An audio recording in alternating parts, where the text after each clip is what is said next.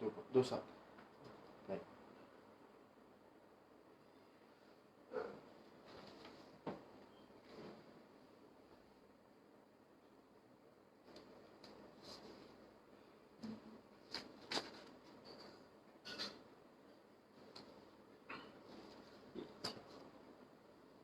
अभी शुरू कर देते हैं। कई साथी जुड़ रहे हैं।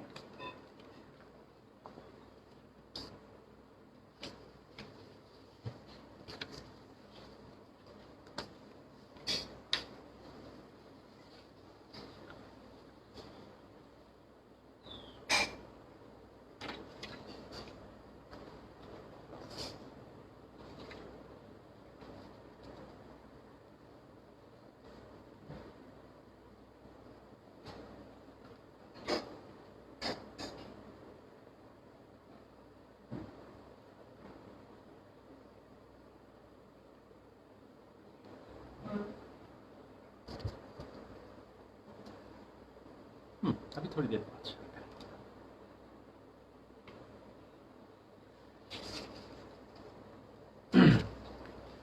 तो शुरू कर दें।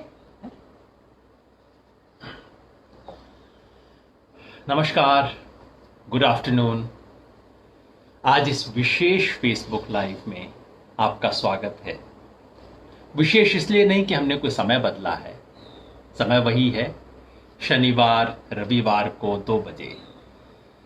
मगर विशेष इसलिए कुछ विशेष बात मैं कहना चाहता हूं। विशेष इसलिए कि आज 17 मई हो गई है, लॉकडाउन 3 की अवधि पूरी हो गई है। अब समय है सोचने का, आगे की दृष्टि तय करने का। और आज अपनी बातचीत में मैं कोशिश करूंगा कि कुछ स्पष्ट आगे की दृष्टि के बारे में हम बात करें, कुल मिलाकर मूल्यांकन करें। जो केसेस की जहां तक बात है, आज सुबह तक 90,927 90,927 केसेस अभी हो चुके हैं। पिछले 24 घंटे में, कल रात तक की खबर थी, कल आज सुबह अखबारों में खबर है 4,880। वो जो अखबार पढ़े थे वो आप मुझे देंगे, मैं दिखाना चाह रहा था। 4,880 केसेस नए बढ़े, ये रिकॉर्ड है। इतने ज्यादा केसेस एक दिन में कभी नहीं बढ़े। 4,880 केसेस जस्ट इन 1 डे। और वो जो हिंदी वाला भी था, ये अखबारों में रिपोर्टेड है कि इतने ज्यादा केसेस किसी एक दिन में रजिस्टर नहीं हुए। यानी कि हमने रिकॉर्ड तोड़ दिया है। चीन से हम आगे निकल गए हैं, किसी और चीज में आगे निकलना चाहते थे, कोरोना में आगे निकल गए। हालांकि एक बात याद रखिए, चीन ने जो आंकड़े दिए हैं उस पर बहुत भरोसा नहीं किया जा सकता। कुछ लोग कहते हैं कि चीन में 80-85 हजार नहीं, 6 लाख लोगों को संक्रमण हुआ था, क्योंकि चीन सरकार आंकड़ों में हेराफेरी करती रहती है, तो इसलिए भरोसा नहीं कर सकते। लेकिन कम से कम जो सरकारी आंकड़े हैं उसके हिसाब से इस वक्त चीन से भी ज्यादा हमारी संख्या पहुंच चुकी है। अब मामला एक गंभीर स्टेज पर पहुंचता जा रहा है। अब तक मैं कह रहा था कि केसेस बढ़ रहे हैं, लेकिन बढ़ने की रफ्तार वो नहीं है जो कि बाकी देश में है, तो ऐसी बाकी दुनिया में है। तो इस तरह की चिंता की बात नहीं है। और लॉकडाउन से फायदा हुआ है, ये बात हम लगातार बार बार कहते आ रहे हैं। लेकिन आज इसका मूल्यांकन करना होगा। थोड़ी देर बाद इसमें आऊंगा, लेकिन लगे हाथ आपको एक मजेदार बात बता दूं। आज की असली खबर क्या है? खबर यह है कि biggest jump in India's Covid count, जो कि अखबार ने दिया है, टाइम्स ऑफ इंडिया है, जो कि बता रहा है बिगेस्ट जंप हुआ है इन केसेस के अंदर। सही बात है, जो होनी चाहिए। वैसे मेरे ख्याल से तो फ्रंट पेज की टॉप खबर होनी चाहिए थी। निर्मला सीतारमण जी क्या अपनी प्रेस कॉन्फ्रेंस में कह रही थी वो इतना महत्वपूर्ण नहीं था, क्योंकि उन्होंने कुछ कहा भी नहीं। लेकिन आपको एक हिंदी अखबार दिखाता हूं, अभी फिलहाल नाम नहीं बताऊंगा इसका। यह अखबार कहता है, आपको विश्वास होगा, यह अखबार कहता है सुखद खबर है। कितनी अच्छी खबर है क्या? कि आज 2,243 संक्रमित लोग स्वस्थ हो गए। अब बताइए, जिस दिन पूरे देश में इन्फेक्शन सबसे ज्यादा रिकॉर्डेड हुआ, उस दिन यह अखबार खबर चला रहा है कि बधाई हो, आज जितने लोग रिकवर किए हैं उतने तो आज तक कभी नहीं किए। नजरिए की बात है, आप क्या दिखाना चाहते हैं। इस मीडिया का जो रुझान है और इस वक्त जो खेल चल रहा है, आप शायद इस छोटी सी मिसाल से समझ सकते हैं। इस बीच कल खबर आई जो दुखद खबर थी, उत्तर प्रदेश में कानपुर के नजदीक जो मजदूरों की मौत हुई, 25 या 26 की मौत की अब तक खबर आ चुकी है। ट्रक लॉरी के अंदर बैठे थे, पीछे से दूसरी लॉरी ने आके उसमें मारा, एक्सीडेंट हुआ, दोनों जाके खाई में गिर गए। सवाल ये नहीं कि एक्सीडेंट क्यों हुआ, अखबार कहता है कि वो आदमी ड्राइवर हो सकता है सो गया हो, जैसा कई बार सड़कों के एक्सीडेंट में होता है। सवाल ये है कि सीमेंट के कट्टे और पुट्टी ले जाने वाली लॉरी में इंसान क्यों बैठे हुए थे। जैसे औरंगाबाद के नजदीक जो दुर्घटना हुई, उसमें सवाल यह नहीं था कि रेलवे ड्राइवर ने ब्रेक क्यों नहीं लगाया, उसने शायद कोशिश की होगी। असली सवाल यह था कि वो इंसान रेल की पटरी के नजदीक पैदल चलने पर मजबूर क्यों हुए, क्यों थक के वहां पे सोए।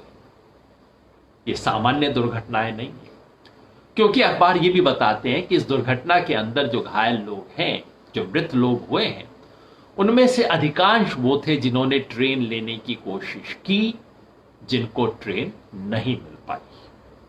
तो सवाल बड़ा है और उस बड़े सवाल से हमें जुड़ना है। कुछ बड़े सवाल, बड़े और कड़े सवाल पूछने का वक्त आ गया है। आज अपनी बातचीत की शुरुआत मैं एक कविता से करना चाहता हूं। कविता हिंदी के जाने माने कवि बोधिसत्व जी की है। ये केसेस वगैरह तो मैं आपको खैर दिखा ही चुका था, तो उसकी शायद कोई जरूरत नहीं है।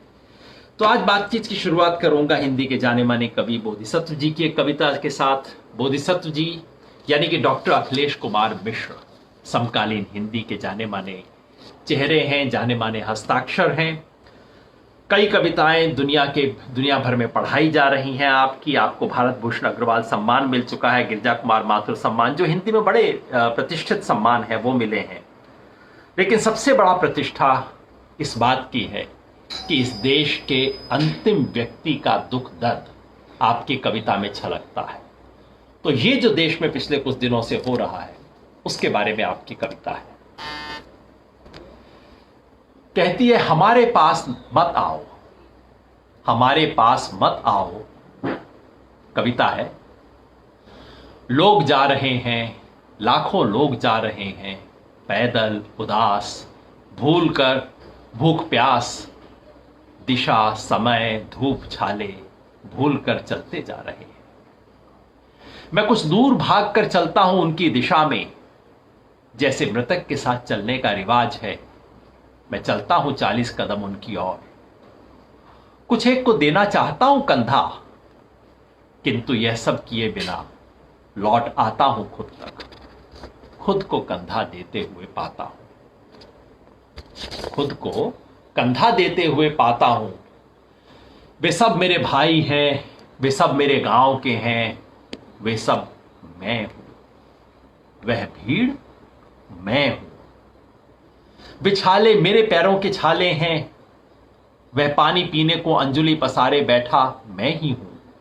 वह रास्ते में रो रही है मेरी मां, वह दूर गिरा है मेरे बेटे का शरीर निर्जल, वह मेरी बेटी एक राख के चट्टान पर शून्य बैठी है। उसकी दृष्टि में धूल और राख भरी है, वह रोटी है राख के आंसू। वह देखो अपने गर्भ को संभाले जा रही है मेरी मां, उससे जन्म लूंगा मैं पैदल यात्रा में मरने के लिए। रास्ते में कोई नहीं गाएगा मेरे जन्म मरण का सोहर। इस 3 रंग वाले चक्रधारी झंडे के देश में ऐसे जाने का कोई निशान नहीं मिलता। न राम ऐसे गए थे, न पांडव, न सिद्धार्थ गौतम। हम एक ऐतिहासिक दृश्य हो गए हैं। सुखी लोगों को चमत्कृत करते, समाचारों के लिए ऊब, और सरकारों के लिए सूखी डूब हम। बहुत दूर है अपनी अयोध्या, बहुत दूर है अपनी मिथिला, रावण खरदूषण के जंगल में घिर गए हैं हम, निहत्थे हम पैदल, हम भूखे हम, हमारे धनुष बाण हमने खुद खाए हैं, यह वनवास हमने खुद लिया है, यह वापसी हमारी अपनी। हम हारे हुए राम हैं भाई, हमारे पुष्पक विमान रावणों की कैद में हैं। कितने विभीषण, कितने हनुमान, कितने बाली, कितने सुग्रीव, सभी रावणों से संधि करके पा गए हैं राज्य। अब नहीं जलती लंका, उसके चौकीदार हम ही थे।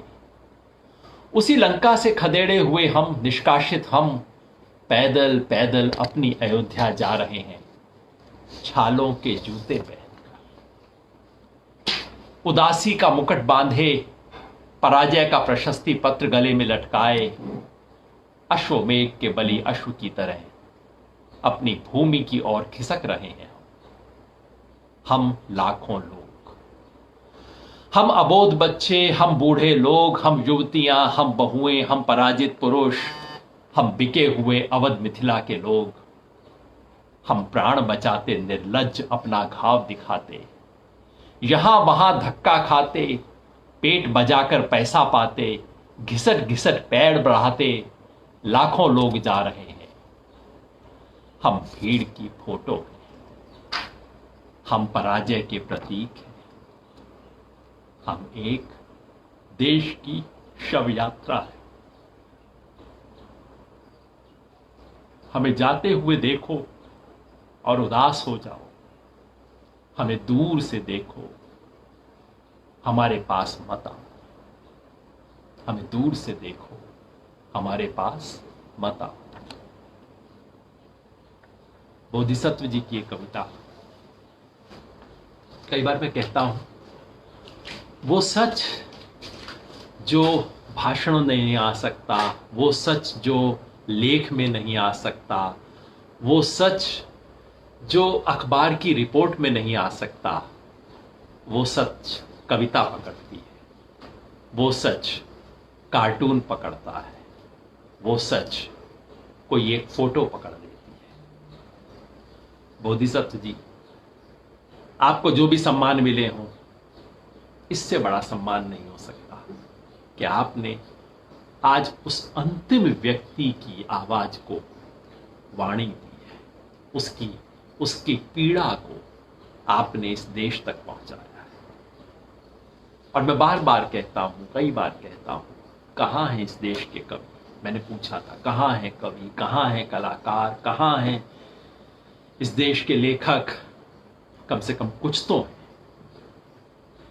इस वक्त जो हमारी आंख के सामने हो रहा है, इसका जवाब हमसे आज से 100 साल बाद भी मांगा जाएगा।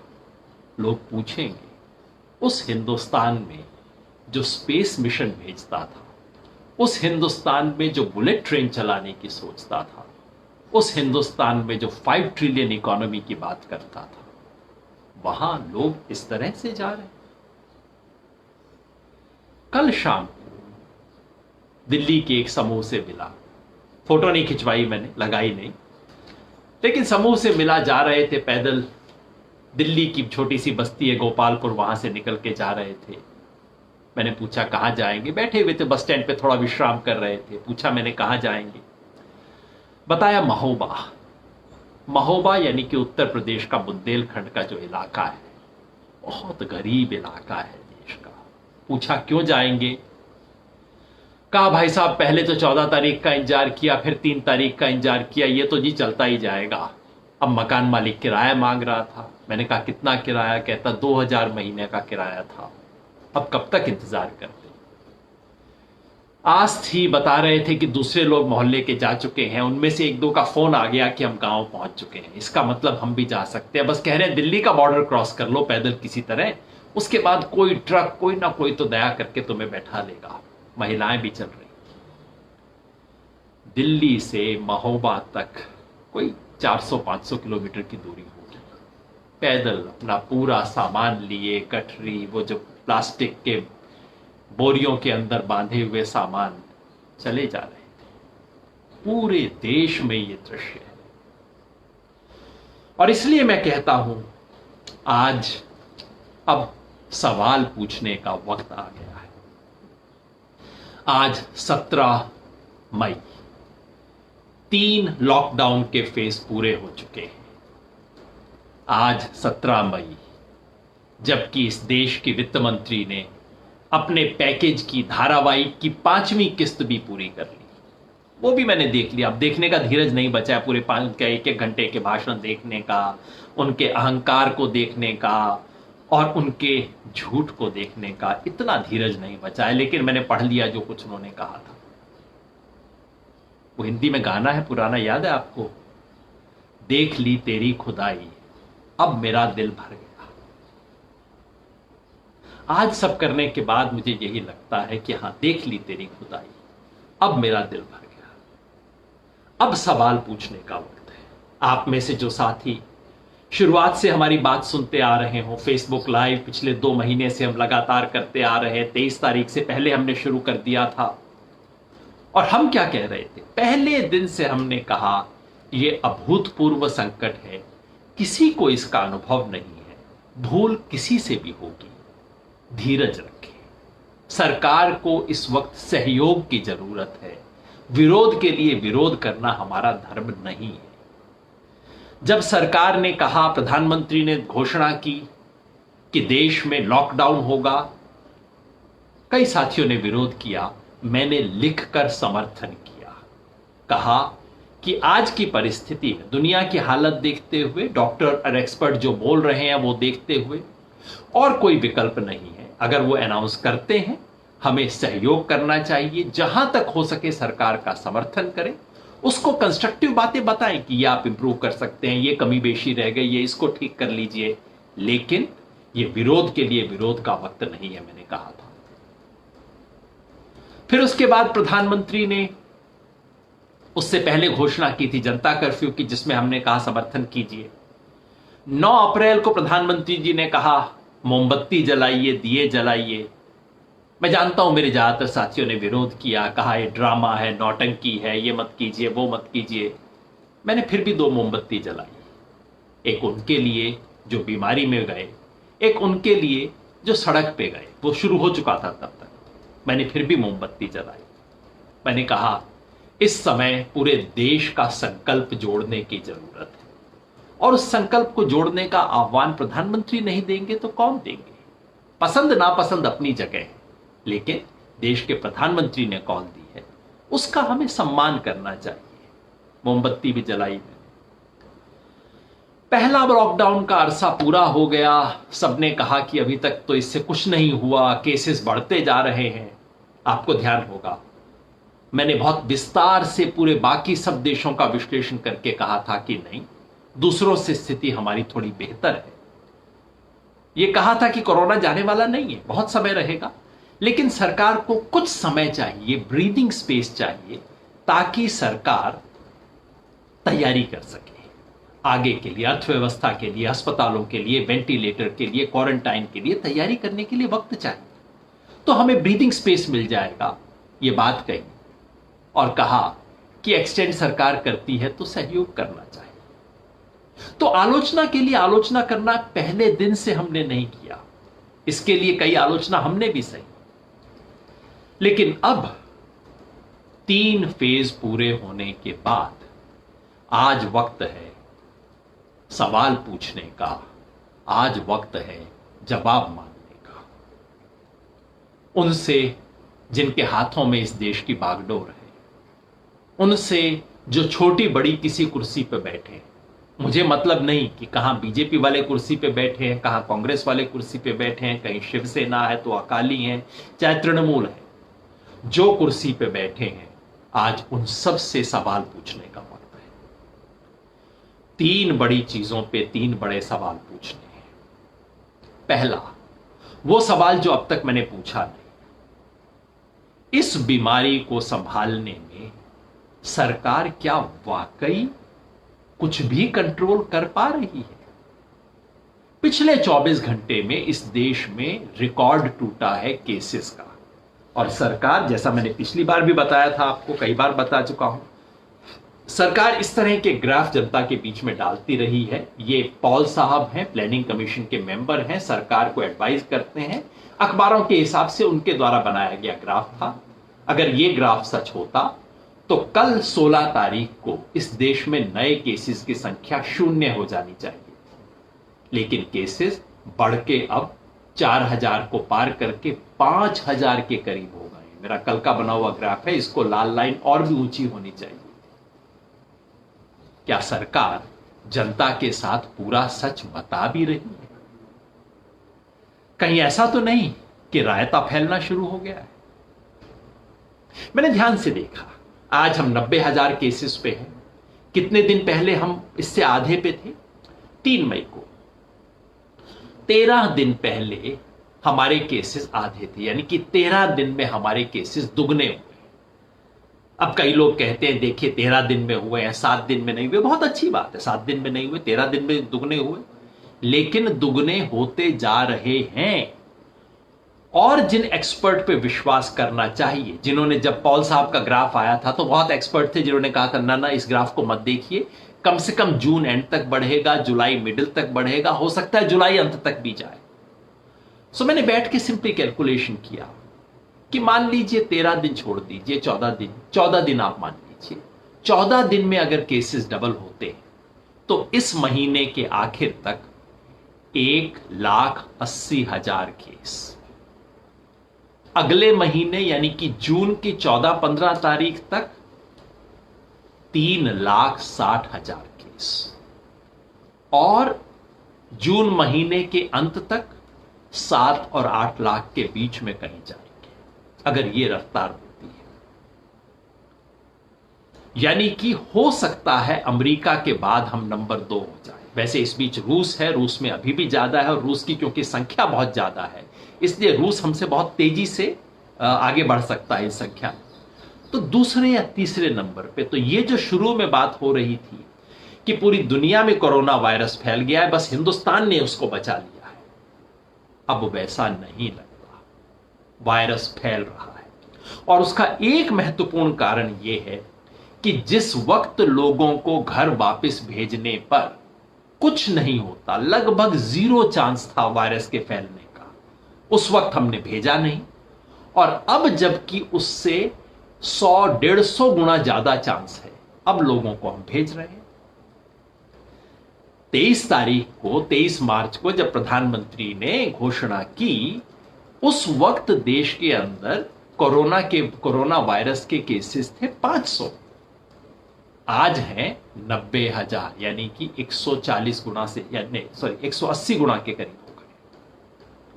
अगर उस वक्त ट्रेन चला दी जाती, जो कि हम सब लोग कह रहे थे ट्रेन चलाइए, किसी तरह से जो जाना चाहते हैं उनको जाने की परमिशन दे दीजिए, अपने आप पहुंच जाएंगे, तब तो कहा नहीं नहीं नहीं नहीं नहीं, बिल्कुल नहीं जाने देना, संक्रमण हो जाएगा, हम 14 दिन के अंदर संक्रमण को तोड़ देंगे, याद है, इसका चक्र तोड़ देंगे, देश से कोरोना वायरस समाप्त हो जाएगा।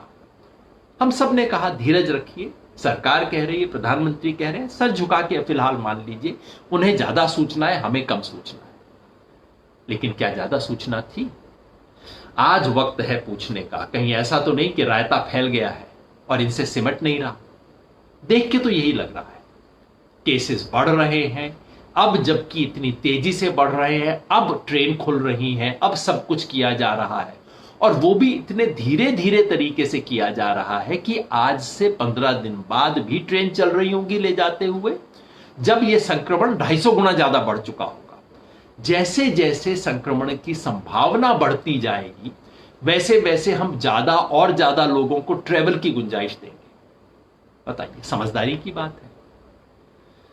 सो पहला सवाल यह होता है, क्या सरकार सचमुच पूरी सच देश को बता रही है? क्या जरूरी नहीं कि सरकार देश के सामने पूरा सच लाए, बताए ये स्थिति है, हमारे ये प्रोजेक्शन है? गलती उससे भी हो सकती है, दुनिया का कोई प्रोजेक्शन, कोई प्रेडिक्शन ठीक नहीं आ रहा है, नहीं होगा, लेकिन आप शेयर तो कीजिए जनता के साथ, बताइए कि हमारी ये बात ठीक नहीं निकली, हम आगे ये करेंगे।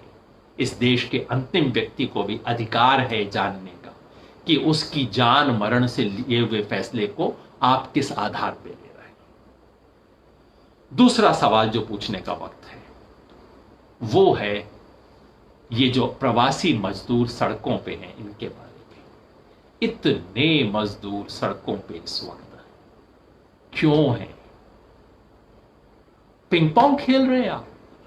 आज निर्मला सीतारमण जी अपनी प्रेस कॉन्फ्रेंस के अंदर काफी समय उन्होंने कांग्रेस पे, राहुल गांधी पे हमला करने पे, हमारी सरकार ने तो कर दिया है, उनकी सरकार ने नहीं किया, उनकी सरकार से ये कीजिए। निर्मला सीतारमण जी, आप बीजेपी की वित्त मंत्री नहीं हैं, आप भारत की वित्त मंत्री हैं। आप भारत का हर नागरिक आपका नागरिक है, हर नागरिक का आना जाना आपकी जिम्मेवारी है। इस किस्म की नौसखिया बात मत कीजिए। देश के सामने खड़े होके खो खो मत खेलिए, ये खो खो खेलने का वक्त नहीं है। ये जो 24 लोग कल जो मरे हैं उनका खून इस देश की तमाम कुर्सियों पे लगा है। इस सच को सामना कीजिए। सवाल ये है, क्या आज भी सरकार के पास कोई भी रणनीति है, कोई भी योजना है? योजना के नाम पे सरकार ने एक डैशबोर्ड बना दिया है। मजे की बात यह कि इस डैशबोर्ड का प्रयोग सरकार और पुलिस कर सकते हैं, इस डैशबोर्ड का इस्तेमाल वो माइग्रेंट खुद नहीं कर सकता। तो ये मैनेजमेंट किसके लिए? ताकि पुलिस सरकार उनको मैनेज कर सके। वो कोई जाना चाहता है कहां कहां से, हर तरफ से एक शिकायत आ रही है, साहब कोई हेल्पलाइन है, कोई रेलवे का नंबर है, हम तो कर करके थक जाते हैं, हमें तो पता ही नहीं लगता कैसे करें। कोई वेबसाइट दे रखी है, साहब वेबसाइट तो डाउन रहती है, हम तो कैसे करें, उस पर जा नहीं सकते। क्या सरकार की जिम्मेवारी नहीं बनती इस वक्त कि पूरे देश के संसाधन को लगा के, इस देश में साधन की कमी नहीं है, यहां रेल है, यहां इतना बड़ा ट्रांसपोर्ट सिस्टम है, हमारे पास बाकी कर्मचारियों के अलावा सेना है, इस देश की सेना जो हर मुसीबत में इस देश की जनता के साथ खड़ी होती है। क्या ये वक्त नहीं है ये कहने का कि अब आप जिम्मेवारी संभालिए, लोगों को पहुंचाइए, किसी तरह से पहुंचाइए। एक भी व्यक्ति सड़क पे अगर चलता है तो वो इस नीति की विफलता है। और सवाल यह है कि क्या सरकार के पास कोई भी नीति है? कितने लोग रजिस्टर्ड हैं? आज के एक अखबार की खबर से लगता है कि अंदाजन 1 करोड़ लोग 1 करोड़ लोग रजिस्टर्ड हैं इस देश में। और ट्रेन कितनी चल रही है? कभी कहते हैं हमने 100 ट्रेन चला दी, कभी कहते हैं 200 ट्रेन चला दी, और बैठ के प्रेस कॉन्फ्रेंस में ये करते हैं, देखिए इस राज्य ने तो 200 ट्रेन मांग ली, उसने तो सिर्फ 50 ही ट्रेन मांगी, यानी कि ऑपोजिशन वालों के पे खेल होता है। सच ये है कि 1 करोड़ लोगों को लाने के लिए आपको थोड़ी बहुत ट्रेन से काम नहीं चलेगा। 1 करोड़ लोगों को लाने के लिए आपको 10,000 ट्रेन चलानी पड़ेगी, और आप प्रतिदिन कोई 1000 ट्रेन चलाएंगे तब काम चलेगा। ये खो खो पिंग पोंग बंद कर दीजिए, योजना देश के सामने लाइए, बताइए कि कितने दिन में इन लोगों को आप उनके घर तक पहुंचाएंगे, बताइए किन किन साधनों का इस्तेमाल करेंगे, बताइए कि जिसको जो वेटिंग लिस्ट में है उसका नंबर कब आएगा, पता तो होना चाहिए। लोग स्टेशन पे पहुंच जाते हैं, स्टेशन पे पहुंच के पता लगता है गलत स्टेशन पे आ गए। 30 किलोमीटर पैदल चल के परिवार आता है बच्चों के साथ, गलत स्टेशन पे है। क्यों है? आपकी जिम्मेवारी है, क्योंकि आपने सूचना नहीं दी है। इस वक्त इस देश को ये जो माइग्रेंट मजदूरों के साथ हो रहा है, आज इसके बारे में सवाल पूछने का वक्त है। ये अपराध है, आपराधिक लापरवाही।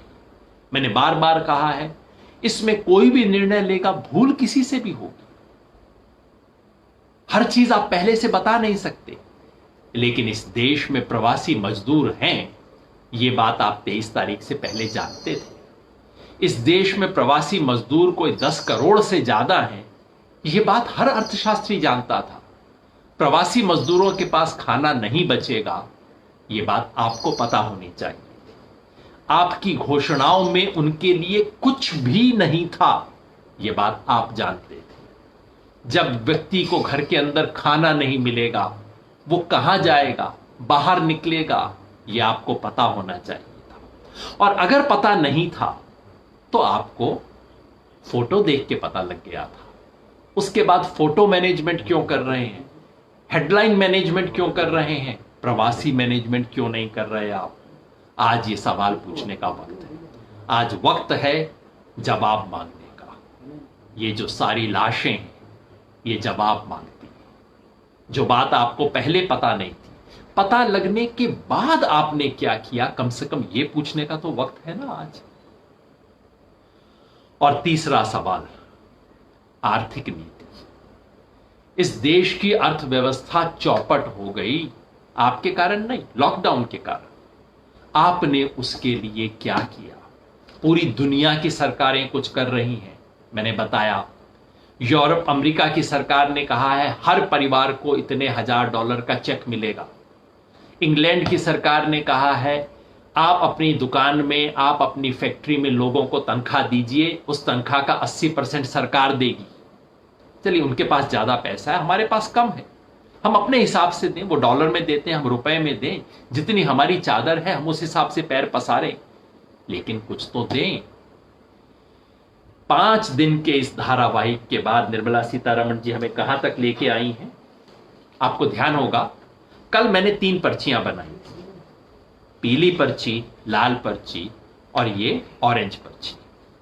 पीली पर्ची उन चीजों की थी, जाओ सरकार ने घोषणा की, लेकिन जो जबानी जमा खर्च था, जिसमें सरकार की जेब से कोई पैसा नहीं जाता था। लाल पर्चियां मैंने उनकी दिखाई थी जहां सरकार की जेब से पैसा जाता था। और ये ऑरेंज पर्ची उनकी थी जहां सरकार ने कुल मिला के दावा तो ज्यादा किया है, लेकिन सरकार की जेब से खर्च कम होगा। आज 5 दिन का धारावाहिक पूरा हो गया। धारावाहिक के अंत में पहली बार सरकार ने एक लिस्ट जारी की है, कहते हुए कि हमारा पैकेज कुल कितना है। पता है कितना है? 20,97,000 करोड़ का। तो बधाई हो, मोदी जी ने तो खाली 20 बोला था, अब आपको लगभग 21 मिल गए।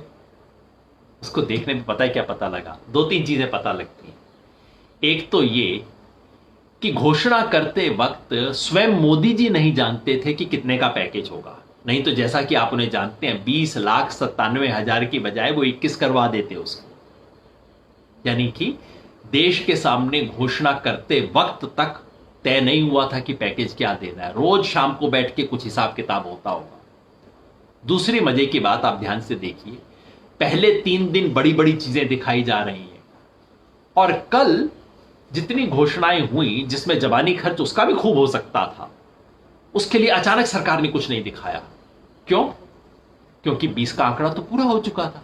अब अगर बहुत ज्यादा दिखा देते तो 22-23 चला जाता तो लोग हंसते। तो पहले 2-3 दिन सरकार दिखा रही है 6 लाख करोड़, 3 लाख करोड़, ये वो, और कल के लिए कहते हैं नहीं कोई ज्यादा नहीं, 40-50 हजार करोड़ रुपया, क्योंकि पूरा हो चुका था। मतलब ये कुल मिला के खेल था कि, और प्रधानमंत्री ने कहा भी 2020 में 20 लाख करोड़। खेल खेल रहे हो आप देश के साथ कि 20 का आंकड़ा करना है, किसी तरह से 20 का आंकड़ा कर देना बस। इतनी अगंभीरता से तो कोई छोटा सा दुकानदार अपना टैक्स रिटर्न फाइल नहीं करता, करे तो इनकम टैक्स अथॉरिटीज उल्टा लटका दे। अगर ऐसा कच्चा हिसाब लेके कोई स्टूडेंट अपने मैथ्स के टीचर के पास जाएगा ना, तो मेरे जमाने के जो मैथ्स टीचर होते थे वो कॉपी फेंक दिया करते थे, बेटा जरा ठीक करके लाना तब आएगा।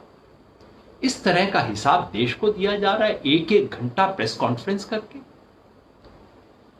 कल और आज में जो घोषणाएं हुई हैं, आपको ध्यान होगा, मैंने कल अपनी बातचीत में सारी पर्चियों को जोड़ जाड़ के बताया था कि अब तक 18 लाख करोड़ के करीब का हिसाब मिला है, और कुल खर्चा कितना था सरकार की जेब से? 1,28,600 1,28,600 करोड़ का खर्चा था, जिसमें से मैंने बताया कोई 86,000 करोड़ तो बिल्कुल डायरेक्ट लाल पर्ची का था, और 42,000 करोड़ जिसको मैंने ऑरेंज पर्ची कहा है उसमें से था। तो ये था। पिछले 2 दिन में कितना ऐड हुआ है? 2 चीजें जुड़ी हैं। एक तो कल निर्मला सीतारमण जी ने कहा वायबिलिटी गैप फंडिंग होगी, जो अच्छी चीज है, 8,100 करोड़ रुपए इसके, तो ये लाल पर्ची उसकी भी मैंने जोड़ दी है। और एक आज उन्हें अचानक याद आया, मतलब ऐसा लगता है रोज शाम को बैठ के गणित करते हैं कि अच्छा कल क्या घोषणा कर दें, अच्छा ये बोल दें, कोई फर्क तो नहीं पड़ता ना, अरे ये रह गया, अरे 20 का गिनती पूरी नहीं, चलो इसके अंदर जोड़ देते हैं। तो आज अचानक इन्हें मनरेगा याद आ गया, जो पहले बात हो चुकी थी।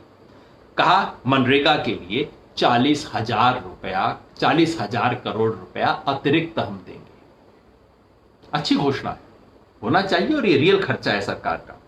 लेकिन जो लोग मनरेगा जानते हैं वो बताते हैं कि सरकार ने अपने बजट में वैसे ही इतना कम प्रावधान किया था कि उसको 20,000 करोड़ तो बढ़ाना ही पड़ता इन एनी केस, क्योंकि सिर्फ 60,000 करोड़ का प्रावधान किया था।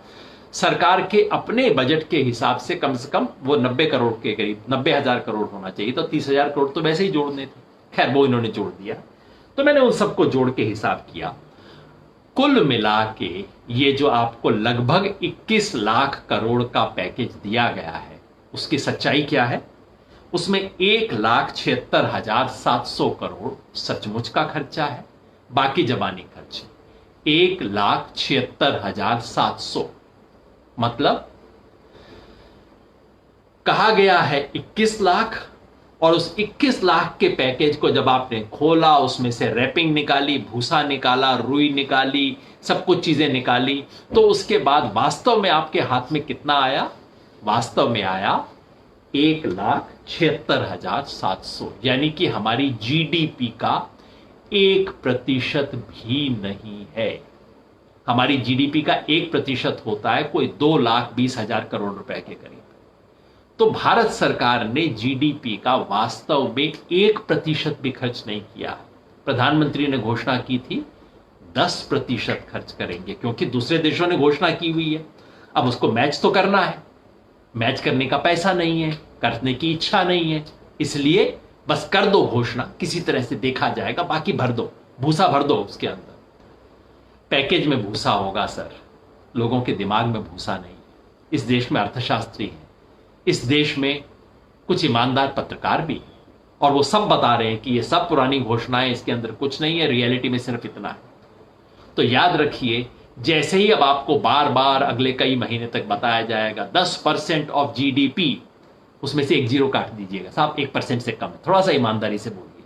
जब वो कहेंगे 20,97,000 करोड़ रुपया, उन्हें कह देना साहब है तो एक्चुअली 1,76,000 करोड़ रुपए, इतना क्यों, इतना मतलब क्यों लगा रहे हो, ये सब कहना पड़ेगा। ये हुआ था। कुल मिला के खेल क्या है? कुल मिला के खेल ये है कि इनके जेब तो है सिली हुई और मुंह है खुला हुआ। जेब सिली हुई यानी कि उसमें से तो पैसा निकलेगा नहीं, लेकिन मुंह खुला हुआ है, बोलेंगे खूब। वो जबकि देश में इतना बड़ा संकट है, इतनी भारी जरूरत है, उद्योगपति बोल रहे हैं, कल अजीम प्रेम जी ने बोला, किरण शॉ मजूमदार ने बोला, ये सब लोग कह रहे हैं कि लोगों को डायरेक्ट इनकम सपोर्ट दे दीजिए। बिजनेस वाले कह रहे हैं कि भाई हमारे को और लोन देके क्या करोगे, हम तो लोन का इस्तेमाल नहीं कर सकते। बैंक वाले कह रहे हैं कि आप हमें लिक्विडिटी तो दे रहे हो, हमसे कौन लेने आएगा और हम किसको देंगे, कर्जा दो और कर्जा दो, क्योंकि पैसा नहीं देना। और पैसा क्यों नहीं देना? पैसा इसलिए नहीं देना क्योंकि पैसा एक तो पहले फिजूल खर्ची की जा चुकी है, और दूसरा अब और पैसा इकट्ठा करने के लिए पैसे वालों पर टैक्स लगाना पड़ेगा। मैंने कल भी बताया था, इस देश के टॉप 1% लोग, सिर्फ 1%, 99% जनता को छोड़ दीजिए, सिर्फ 1% की संपत्ति पर यदि आप टैक्स लगाएं, 2% टैक्स लगा दें सिर्फ, तो उससे 6 से 8 लाख करोड़ रुपया आ जाएगा। यानी कि वास्तव में मोदी जी ने जितना दिया है 1,67,000, इसका 4 गुना ज्यादा खर्च सरकार कर सकती है अगर इस देश के टॉप 1% लोगों पर सिर्फ 2% उनकी संपत्ति पे टैक्स लगा दे। लेकिन उनकी संपत्ति पे टैक्स जब लगेगा फिर दिक्कत हो जाएगी। फिर दोस्तों का क्या होगा, फिर बड़ी बड़ी कंपनियों का क्या होगा जो इतने इलेक्टोरल बॉन्ड्स खरीदते हैं जिसका आपको मुझे पता भी नहीं लगता किसने खरीदे हैं, उन बॉन्ड्स का क्या होगा, ये पीएम केयर के अंदर पैसा देने वालों का क्या होगा, ये धन्ना सेठों का क्या होगा। आज ये सवाल है। तो जब भी कोई कहे सरकार के पास पैसे नहीं है, पलट के कहिए सरकार के पास टैक्स लगाने की इच्छा नहीं, सरकार के पास हिम्मत नहीं। इसलिए दोस्तों अब वक्त है कुछ साफ बात कहने का। अब हो गई अनुनय विनय, हो गया कि हां धीरज रखेंगे, धीरज आज भी रखेंगे, आज भी ऐसा कुछ नहीं करेंगे जिससे सरकार की गाइडलाइन, जिससे सरकार के नियम मर्यादा टूटे, क्योंकि हमें देश को मदद करनी है, देश के लिए संकट खड़ा नहीं करना। लेकिन अब वक्त है कुछ बातें सीधी पूछने का, कुछ सीधे प्रस्ताव इस देश के सामने रखने का। मेरा सुझाव है हम सब मिलके अब 6 चीजों की मांग करें, बाकी सब होता रहेगा। मैंने पहले सोचा था कि आपके सामने पूरा हिसाब रखूं, किस किस तरीके से सोर्सेज आ जाएंगे, लेकिन ये सारी दुनिया जानती है, कितनी बार कह चुके हैं। अब अनुनय विनय का वक्त समाप्त है। अब सीधे सीधे इनकी आंख में आंख डाल के जो भी कुर्सी पे बैठा है, बड़ा छोटा, किस सरकार से है, किस पार्टी से है, फर्क नहीं पड़ता, सबसे अब ये देश सीधी 6 मांग करता है।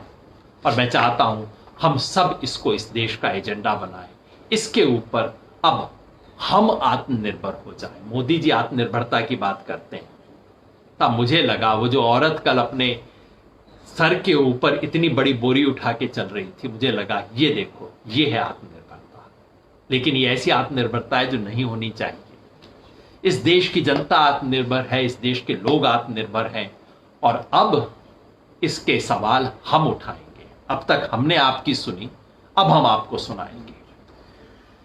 पहली मांग, मजदूर की घर वापसी, बिना शर्त, बिना देर, बिना खर्च। एक टाइम फ्रेम के अंदर, 1 सप्ताह से ज्यादा टाइम बिल्कुल नहीं लगना चाहिए। Within 1 week everyone who wants to go home should be able to go home। मजदूर की घर वापसी इस देश का पहला एजेंडा होना चाहिए। इसके लिए आप ट्रेन इस्तेमाल कीजिए, ट्रक इस्तेमाल कीजिए, बस इस्तेमाल कीजिए, आप रेलवे को इस्तेमाल कीजिए, ट्रांसपोर्ट यूनियन इस्तेमाल कीजिए, आप आर्मी का इस्तेमाल कीजिए। और अगर आप इस देश के हर व्यक्ति को अगले 1 सप्ताह में, 1 सप्ताह की बात मैं इसलिए कर रहा हूं क्योंकि लोगों का धीरज टूट चुका है, उनके पेट में कुछ नहीं बचा है। जिस परिवार से कल मैं बात कर रहा था, उसने कहा साहब 3 दिन से दिल्ली सरकार ने खाना देना भी बंद कर दिया, पहले खाना तो मिल रहा था, वो भी नहीं मिल रहा है। अब सब व्यवस्था टूट रही है, धीरज खत्म हो गया है, पैसा खत्म हो गया है, अब उन्हें जाना है, और अभी संक्रमण बढ़ रहा है। अगर अगले 7 दिन में नहीं किया तो संक्रमण की पॉसिबिलिटी और ज्यादा बढ़ जाएगी। जितना डिले करेंगे उतना कोरोना वायरस का इंफेक्शन तेजी से फैलेगा। इसलिए पहली चीज याद रखिए, घर वापसी, बड़ी घर वापसी की चर्चा होती थी ना, अब ये वाली घर वापसी कर दीजिए। मजदूर की घर वापसी होनी चाहिए, उन्हें वापस लाइए, बिना देर, बिना शर्त। यहां के हैं ये फॉर्म भरा के नहीं, वो रजिस्ट्रेशन, कोई शर्त नहीं, और बिना खर्च। ये जो अश्लील बातें इस देश में हुई हैं, सरकारें एक दूसरे से इस पे जो बहस कर रही थी, 700 रुपए की टिकट कौन देगा, तुम दोगे तो नहीं, तुम इंतजाम करो, ये इस देश के लिए बहुत शर्म की बात रही है। दूसरी बात, जब तक कोरोना तब तक करोना, करो मतलब इलाज, free treatment, full treatment, full care. हर व्यक्ति को ये एक स्पष्ट घोषणा हो कि किसी भी व्यक्ति को यदि कोरोना होता है, ये उसकी अपनी गलती से नहीं हो रहा, बाहर से आया है, दुनिया की महामारी है, कम से कम उस व्यक्ति की पूरी जिम्मेवारी सरकार लेगी। और पूरी जिम्मेवारी का मतलब टेस्ट हो, क्वारंटाइन हो, अस्पताल में जाना पड़े, आईसीयू में जाना पड़े, या वेंटिलेटर की जरूरत पड़े, सारी जिम्मेवारी सरकार लेगी। सरकार ये पूरी सूचना देश के सामने रखे, आज कितने आईसीयू हैं, कितने बेड्स हैं, कितने क्वारंटाइन की सुविधा है, कितने वेंटिलेटर हैं, कृपया देश के सामने आंकड़े रखिए। और जो फ्रंटलाइन वर्कर्स हैं, स्वास्थ्य कर्मी हैं, सफाई कर्मी हैं, पुलिसकर्मी है, मीडिया कर्मी है, जो जो बाहर हैं इस वक्त, उन सब को गारंटी दीजिए। जो खबरें आ रही हैं, डॉक्टरों के साथ जो ट्रीटमेंट हुआ है, जो नर्सेस के साथ ट्रीटमेंट हुआ है, ये शर्म की बात है। इसकी गारंटी ले, देश ले, इसमें कोई कोताही नहीं होनी चाहिए। ये देश की दूसरी मांग है। तीसरी मांग देश की है, कोई न सोए भूखा, कोई भूखा नहीं जाना चाहिए। कैसे? यूनिवर्सल राशन जो व्यक्ति मांगे, बार बार ये कह रहे हैं, मेरे कोई एक राजनेता की मांग नहीं है, दुनिया के सबसे अच्छे अर्थशास्त्री जिन्होंने भूख और गरीबी का अध्ययन किया है वो बता रहे हैं, इस वक्त आप शर्त मत लगाइए, इस वक्त केवल इतना कहिए, जो राशन की दुकान पर आ जाएगा, जो राशन मांगेगा उसको हम राशन देंगे। और राशन का मतलब 10 किलो जो आप दे रहे हैं खाद्यान्न, गेहूं, चावल, आटा दे रहे हैं, उसके अलावा 1.5 किलो दाल प्रति व्यक्ति, 800 ग्राम खाने का तेल प्रति व्यक्ति, साथ में कुछ चीनी दीजिए। ये 6 महीने के लिए दीजिए।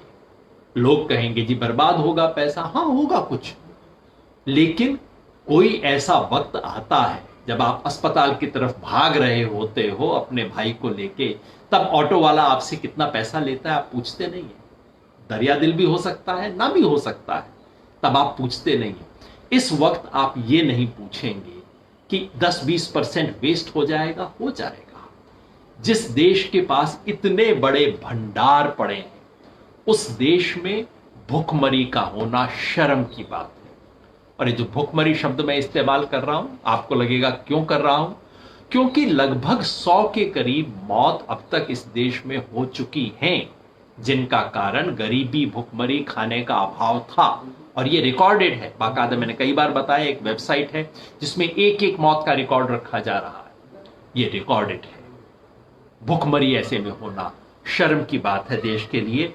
तो सब लोगों को राशन कार्ड हो या ना हो, सबको खाना उपलब्ध करवाना 6 महीने के लिए सरकार जिम्मेवारी ले, क्योंकि इस देश में सरकार के गोदाम में इतना अन्न पड़ा है कि हर व्यक्ति जिसका राशन कार्ड पे नाम है उसको 1 क्विंटल चावल या गेहूं सरकार पकड़ा सकती है। इतना हमारे गोदाम में पड़ा है इस वक्त। इसके अलावा जो बाजार में पड़ा है वो अलग है, क्यों नहीं उसका इस्तेमाल होता?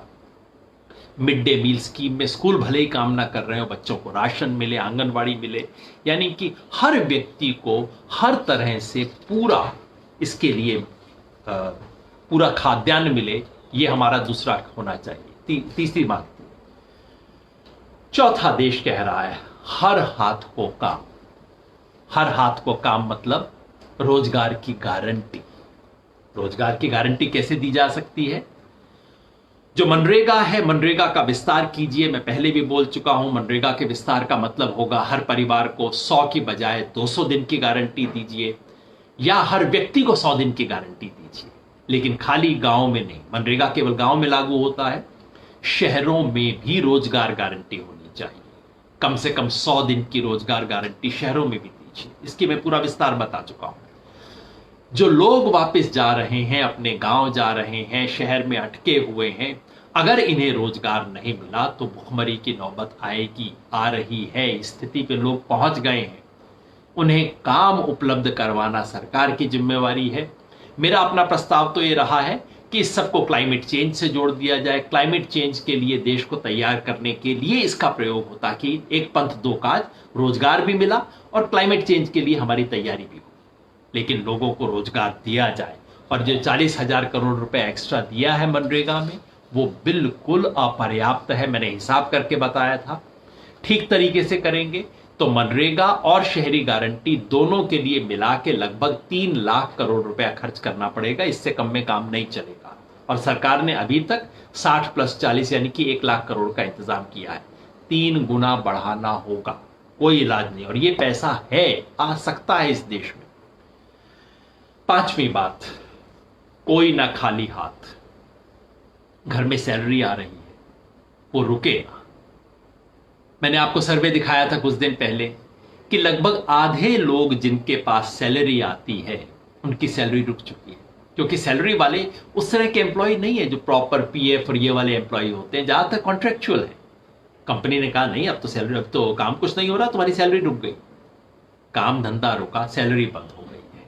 क्या किया जा सकता है? 2 काम कर सकती है सरकार। नंबर 1, इनमें से जो कर्मचारी ईपीएफ के अंदर दर्ज हैं, सब कुछ है, उनको सरकार सीधा पूरी तनख्वाह ना दे, 1/3 दे दीजिए। आप लोन के रूप में उनको कुछ समय के लिए दे दीजिए, खासतौर पे कंपनी के मालिक को। कंपनी को आप कहिए कि ठीक है, 3 महीने तक आप नहीं कर पा रहे, ये छोटा हिस्सा हम दे रहे हैं, 10% हम दे रहे हैं, बाकी 25% का आपको लोन दे रहे हैं। जब आपकी स्थिति बेहतर हो जाए तब आप रिटर्न कर देना, लेकिन पैसा सीधा एम्प्लॉइज के पास हम भेजेंगे, ज्यादा नहीं। मैं नहीं कहता आप पूरी तनख्वाह दे दीजिए, 1/3 तनख्वाह भी उनके घर में पहुंच गई तो राशन पानी चलता रहेगा, घर चलता रहेगा, बाहर आने की नौबत नहीं आएगी, किराया मकान का दिया जा सकेगा, बच्चों की फीस दी जा सकेगी, खर्चा निकल आएगा। कम से कम इतना न्यूनतम करने की जरूरत है। कोई व्यक्ति केवल इसलिए कि उसकी नौकरी चली गई और ऐसे समय में अगर उसको बाहर आने पे मजबूर होना पड़ता है तो ये सरकार की जिम्मेवारी है। और छठी बात, सूदखोरी बंद करो, कंप्लीट इंटरेस्ट वेवर होना चाहिए इस 6 महीने के लिए, जबकि देश की सारी अर्थव्यवस्था डाउन है। ऐसे में कुछ लोगों से इंटरेस्ट बिल्कुल नहीं लिया जाना चाहिए। जो हाउसिंग की ईएमआई है, उन परिवारों की जो कि पहले फर्स्ट हाउसिंग का जो होता है, जिंदगी में जो पहला मकान आप ले रहे हैं, कितनी मुसीबत से लोग लेते हैं, हम सब लोग जानते हैं उसे। पहले मकान का जो लोन है उस पर 6 महीने का डेफरमेंट भी हो पेमेंट का, और साथ में इंटरेस्ट वेवर भी हो, इंटरेस्ट नहीं लगेगा, जरूरत हो तो इंटरेस्ट सरकार देगी।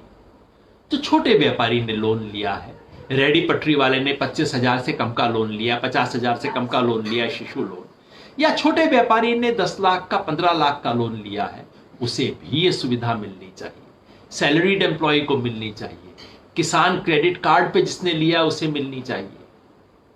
ये सबको टोटल इंटरेस्ट वेवर मिलना चाहिए। ये आखिरी बात। तो ये 6 मांग है। इस वक्त देश ये 6 सूत्री जो कार्यक्रम है, मैं चाहता हूं, आपके जरिए चाहता हूं, सबके जरिए चाहता हूं कि ये 6 सूत्री कार्यक्रम एक राष्ट्रीय कार्यक्रम बने। सरकार का पैकेज तो हमने देख लिया, अब हमें आवाज उठानी होगी। आप पूछेंगे हम क्या कर सकते हैं साहब, हम तो सरकार नहीं है, हम तो घर पे बैठे हुए हैं, बाहर जाएंगे पुलिस तंग करेगी। हम घर पे बैठे हुए भी बहुत कुछ कर सकते हैं। और आज मैं आपके सामने सिर्फ प्रस्ताव और प्रपोजल देके नहीं जाना चाहता, मैं आपको जोड़ना चाहता हूं। क्योंकि एक तरफ वो लोग हैं जो बड़ी बड़ी कुर्सियों पे बैठे हैं, दूसरी तरफ वो हैं जो कि कुर्सी पे जाने का ख्वाब देख रहे हैं, और आप और मैं बाहर खड़े हुए उन दोनों को देख रहे हैं। एक दूसरे की टांग खींच रहा है, दूसरा पहले को प्रेस कॉन्फ्रेंस में, राष्ट्रीय प्रेस कॉन्फ्रेंस में खड़े हो के गालियां दे रहा है। ये क्या हो रहा है इस देश में? क्या इस तरह से हम इस देश को इस राष्ट्रीय इमरजेंसी से निपटेंगे, या कि हम सब लोग मिलकर खड़े होंगे? और मैं आज आपको प्रस्ताव देना चाहता हूं, आमंत्रित करना चाहता हूं, हम सब लोग जुड़े। ये जो 6 सूत्री कार्यक्रम है, आपको ठीक लगा कि नहीं लगा? अगर नहीं लगा तो आप बताइए, सुनेंगे, हम सब मिल के बात करेंगे, बदलेंगे इसे। लेकिन आज जनता को खड़े होने की जरूरत है। आज एक राष्ट्रव्यापी आंदोलन की जरूरत है। आंदोलन से मेरा मतलब नहीं कि सड़क पे आ जाइए, आप सारी चीजों को डिस्टर्ब कीजिए, वायलेशंस कीजिए, लॉकडाउन को तोड़िए, नहीं, मैं ऐसी सब बातें कुछ नहीं कह रहा। हमारा देश है, आज देश में संक्रमण फैलता है तो हमारा नुकसान है ना। हम ऐसा कुछ नहीं करेंगे जिससे संक्रमण फैले, लेकिन हम सवाल पूछेंगे।